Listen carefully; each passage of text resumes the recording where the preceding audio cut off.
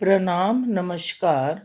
कल मैंने आपको भागवत जी में से हम कैसे भगवत ज्ञान और ब्रह्म ज्ञान को कैसे प्राप्त कर सकते हैं और भागवत जी कैसे हमको अपने ब्रह्म ज्ञान के द्वारा हम कैसे भागवत जी का श्रवण कर सकते हैं।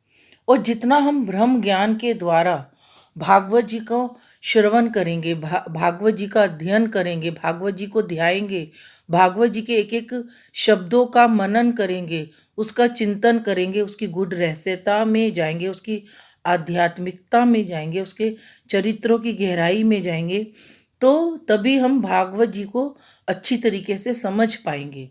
क्योंकि भागवत एक ऐसा विषय है जो कि पढ़ने से नहीं आता। भागवत एक ऐसा विषय है जो कि आत्मज्ञान के द्वारा और ब्रह्म ज्ञान के द्वारा आता है। कहते हैं कि जब मैंने भागवत में प्रवेश किया तो मेरे हृदय से एक ही शब्द निकला, आत्मा से परमात्मा का मिलन और ब्रह्म ज्ञान और आत्मज्ञान। तब मैंने यही जाना कि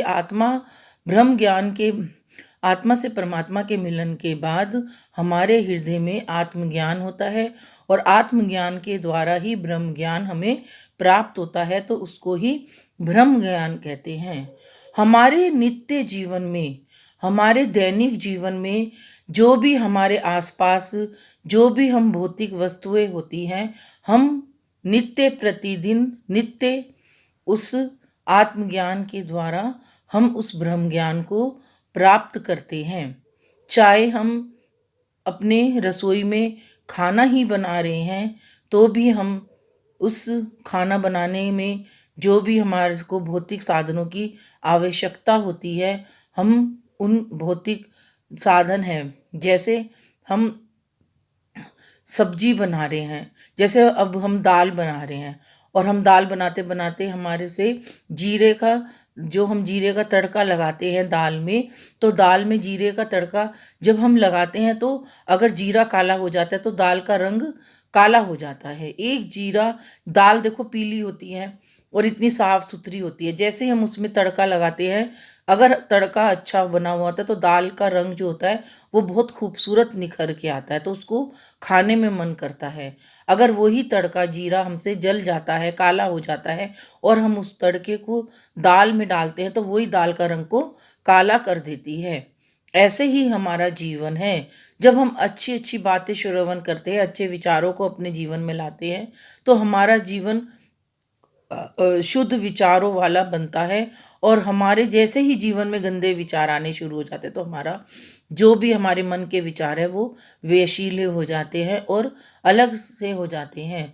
तो अपने विचारों को, जो हमारे अंदर जो विचार चलते हैं, वो भाव चलते हैं, उनमें शुद्धता लाओ, उनके अंदर सौम्यता लाओ, सात्विकता लाओ, तो देखो हम भागवत ग्रंथ को श्रवण करेंगे। जैसे एक अंधा व्यक्ति जाता है लाठी के सहारे और उसके गले में एक सीटी होती है। लाठी के सहारे वो आगे आगे चलता हुआ देखता है कि कोई उसकी राह में कोई बाधा तो नहीं डाल रहा, और सीटी के सहारे सीटी बजाता हुआ वो इसलिए चलता है ताकि लोग उसकी तरफ आकर्षित हो जाएं और उसकी राह को सही से राह बता सके। तो एक अंधा, भगवान ने देखो उसकी दो आंखें नीली, ये भी उसके कर्म होते हैं। तो हमने पिछले जन्म में कोई ऐसे कर्म किए होंगे कि भगवान का हमें श्राप मिला होगा, जो कि हम इस जन्म में आके हमारी आंखें नहीं होती, हम अंधे होते हैं। जरा उस अंधे व्यक्ति से पूछो कि वो अपनी पूरी जिंदगी अंधेरे में ही कैसे व्यतीत करता है, तब भी वो हंसता हुआ चलता है। तो बेचारा जो दृष्टिहीन व्यक्ति होते हैं वो अपने हाथ में लाठी और गले में सीटी बजाते बजाते चलते हैं, क्योंकि परमात्मा ने उनको जीने का और नया तरीका दिया है, नया नज़रिया दिया है, और वो अपने उसी नज़रिए से, उसी तरीके से अपने जीवन को जीते हैं। जैसे मैंने एक अंधे व्यक्ति को जाते हुए देखा, वो लाठी बजाते हुए जाता है, आवाज़ देते हुए जाता है और सीटी बजाते हुए जाता है। अब जो भी उसके पास से गुजरता है, अगर उसके कदम डगमगा जाते हैं तो जो राह से चलता है उसको सही राह पे ले जाता है। और सीटी बजाने का मकसद होता है कि सुनो, मेरी सीटी की आवाज़ को सुनो, कहीं मैं गलत तो नहीं जा रहा। फिर जो उसके बगल में चल रहा होता है वो उसकी सीटी की आवाज़ सुनकर उसको सही से राह देते हैं। तो ऐसे ही हमारा जीवन है। हमारे जीवन की जो लाठी है वो हमारे परमात्मा ने पकड़ी होती है, और जो हम हमारे हृदय में जो भी घंटी बजती है, जो भी परमात्मा के प्रति हमारे हृदय में सीटी बजती है, तो उस सीटी को अगर परमात्मा सुन लेता है तो वो हमारी राह को सुगमता से और अपने भक्ति मार्ग पे चलाता है। तो जो सीटी की आवाज़ है वो हमारे हृदय की बंसी है, भगवान की भक्ति है और लाठी है भगवान का सहारा। आओ हम सब मिलकर परमात्मा के सहारे आगे आगे चलते हैं और परमात्मा की भक्ति के सहारे चलते हैं, उस आत्मज्ञान, उस ब्रह्म ज्ञान के द्वारा चलते हैं। क्योंकि नित्य प्रतिदिन हमारे जीवन में ऐसी ऐसी घटनाएं घटती हैं और हम उन्हीं घटनाओं से ही अपने आप को उसमें परमात्मा के और अपने विचारों को देखते हैं और भगवान भी हमसे रोज़ परीक्षाएं लेता है। आज जो मैं आप सबको भागवत जी के विषय में सुना रही हूँ, बताती हूँ राधा, और अब मेरे कम से कम 70-80-90 एपिसोड बन गए और उसमें आप लोगों ने देखा होगा मैंने अलग अलग विषयों से, अलग अलग भगवान के भावों से आप सबको अवगत कराती हुई चली जा रही हूँ। और मैंने 5 बुक्स भी लिखी है, भागवत जी में रिसर्च भी किया है, भागवत जी का अध्ययन भी किया है।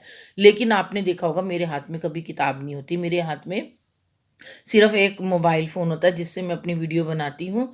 और मेरे अंदर, मेरे हृदय के अंदर भगवान ने ही अपने शब्दकोशों का एक डिक्शनरी बना दी और उसी डिक्शनरी के सहारे सहारे मैं आपको बताती चली जाती हूँ।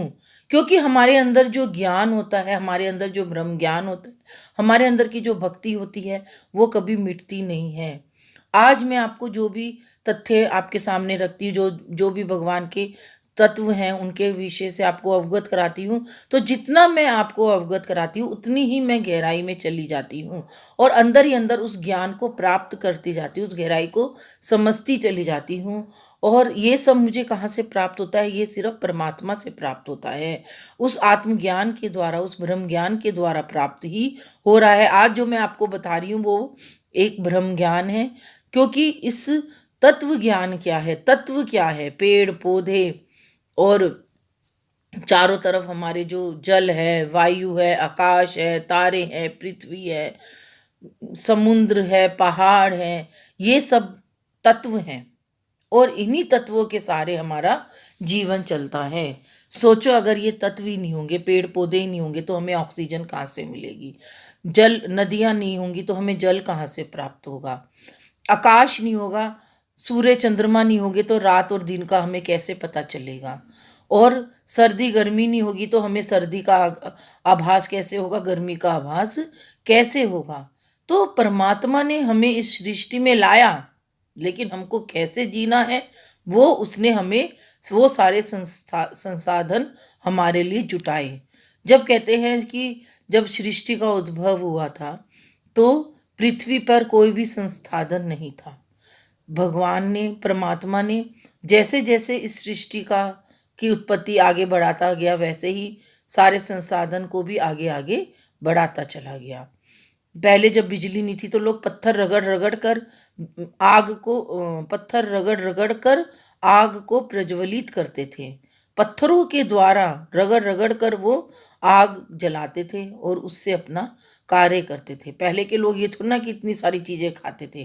पहले के लोग जंगलों में रहते थे, जंगल के पत्तों से अपने शरीर को ढकते थे, वही उनके वस्त्र होते थे और वही उनका खान पीन होता था। धीरे धीरे धीरे धीरे भगवान ने, परमात्मा ने उन्हें आविष्कार करने को दिए। धीरे धीरे जैसे हम कोई खाना बना रहे हैं और हम खाना जब बनाते हैं तो नित नए हम प्रयोग करते रहते हैं।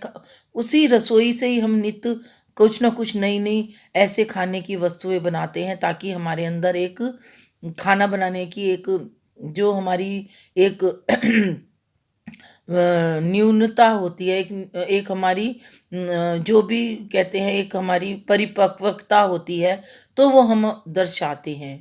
तो हम अपना खाना एक गृहिणी का कार्य क्या होता है? घर में सबको भोजन बनाकर खिलाना और हम उस भोजन में विविध विविध प्रकार के व्यंजन खिलाएंगे तो सब लोग उसको रुचि से खाते हैं। तो उसको हमें सीखना पड़ता है।